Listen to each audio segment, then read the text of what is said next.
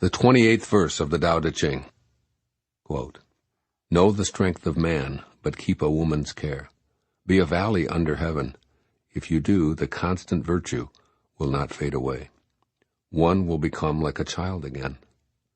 Know the white, keep to the black, and be the pattern of the world." To be the pattern of the world is to move constantly in the path of virtue, without erring a single step, and to return again to the infinite.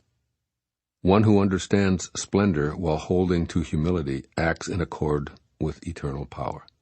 To be the fountain of the world is to live the abundant life of virtue. When the unformed is formed into objects, its original qualities are lost. If you preserve your original qualities, you can govern anything.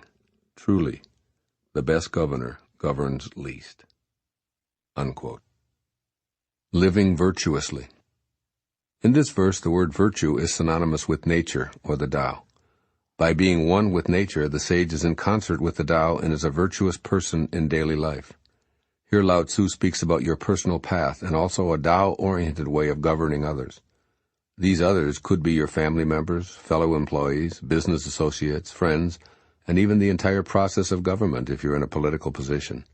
In fact, much of the Tao Te Ching is focused on teaching all of us how to create an administration that is in accord with these highest principles of the Tao. It is my most fervent intention to spread these teachings throughout the world in such a way as to facilitate a transformation of all of those who call themselves leaders and are destined for or presently in positions of power. Every person has the inherent capacity to spark massive changes that can lead to the tranquility, harmony, and peace that are our heritage. Lao Tzu calls this preserving our original qualities. Such qualities require the least amount of government, so it seems natural to see that we rule best by allowing our Tao nature, which rules the least, to flourish. Living virtuously is what you do when you're permitting the Tao to guide you. The advice Lao Tzu gives for doing this is contained in 4 distinct images in this verse. First, he says, "Be a valley under heaven" is number 1. Let the river of life flow through you. As a valley beneath heaven, you're a fertile place of grace where everything is received and allowed. You might see it as the lowest area in the spectrum of the 10,000 things, or as the point where you can see all things flowing above you. In this place of humility, the constant virtue of the Tao will never fade away. For me, this means living from radical humility. So get down, if you can, to the eye level of a small child. Looking up, see if original qualities are more visible. Be like the valley under heaven, ready to embrace and tend the seeds that blow your way. Secondly, be the pattern of the world is the second image that invites you to live virtuously. See nature unspoiled by culture as in the perfection of the uncarved block of wood. The pattern of the world, untouched by humans, is the design of the Tao. So rather than insisting on changing or resisting, you're encouraged to row your boat and your life gently down the stream. Trust the perfection of the Tao to take you merrily back to your perfect place of origination. Lao Tzu is basically saying to let go and let the Tao. Dismiss ego which you've created and allow yourself to be in the world by changing how you look at the world. And 3, act in accord with eternal power is the third image for living virtuously. Just contemplate for a moment the idea of a fountain of the world which never fades, never ends, and is there beyond the comings and goings of the 10,000 things. This kind of power is the one to create and then retreat, to form and then to render formless. It's always there, an endless geyser gushing forth the abundant life of virtue. You are in accord with eternal power when you suspend your ego and become conscious of the Tao flowing in this fountain of you. Picture yourself pouring forth, not from your ideas of self-importance and your need for external power over others, but from a ceaseless source of good and virtue that's in harmony with your infinite nature. Change the image of yourself to a being who's in accord with eternal power, and the virtuous life you want to see will become visible. And 4th, preserve your original qualities is the 4th image of living virtuously, and one that I happen to love. Your original qualities are those that were you before there was a you. This is what Jesus meant by quote, "And now, Father, glorify me in your presence with the glory I had with you before the world began." End quote. That's John 17:5.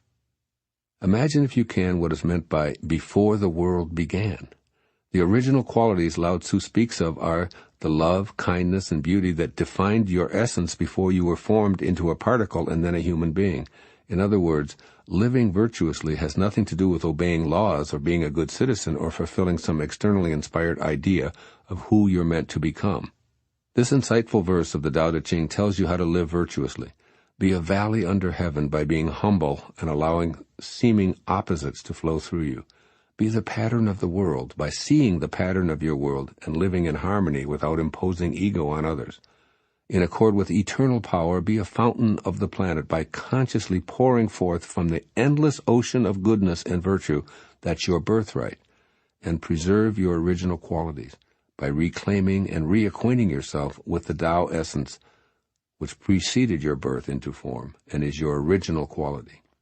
Here's what Lao Tzu offers you from his 2,500-year-old perspective in this 28th verse of the Tao Te Ching. First, entertain the exact opposite of what you've been conditioned to believe. Instead of striving to see yourself as superior to others, perhaps choose the self-image of a valley. From this grounded, fertile, and receptive position, be willing to hear and receive. Listen intently when you're inclined to offer advice. Be a humble earth source rather than a lofty ego-inspired person. In the last line of the 28th verse, Lao Tzu is clear on this. Truly, the best governor governs least. This isn't advice to lower your opinion of yourself, but rather to see yourself as so strongly connected to your source of being that you know and trust that you're a piece of it. And secondly, replace all negativity with love. Khalil Gibran, the spiritual Lebanese poet, once advised that, quote, "If you cannot work with love, but only with distaste, it is better that you should leave your work and sit at the gate of the temple and take alms of those who work with joy." Unquote. Actively begin the process of preserving your original qualities by being an instrument of spirit, particularly in places where you find it easy to forget your own virtuous self. And do the Tao now. Be childlike at least once a day. Deliberately select a typically stressful situation and become a valley of heaven. Play rather than work, even while you're at your job. Giggle rather than maintaining a solemn air. Be in awe for a moment or two. For example, find a spider web and just gaze at the miracle before you, a tiny little creature spinning a perfect net bigger than it is in order to catch airborne bugs for dinner. Wow!